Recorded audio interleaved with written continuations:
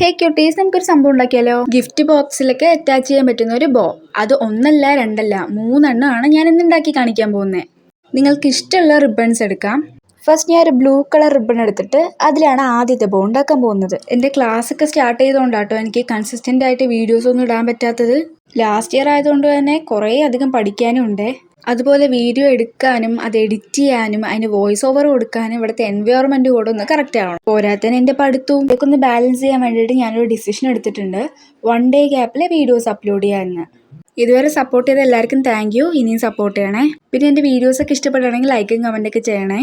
പിന്നെ ഫ്രണ്ട്സിനൊക്കെ ഷെയർ ചെയ്യുക. ഈ കാര്യങ്ങളൊക്കെ പറഞ്ഞപ്പോഴേക്കും ഫസ്റ്റ് ബോ റെഡി ആയിട്ടുണ്ടേ.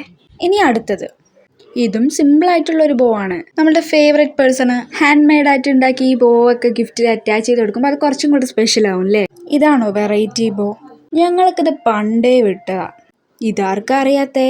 അങ്ങനെയൊക്കെ മൈൻഡിൽ വരുന്നവർക്ക് ഇത് അറിയാത്ത ആൾക്കാരുണ്ടാവും. ആർക്ക് വേണ്ടിയിട്ടാണ് ഈ വീഡിയോ?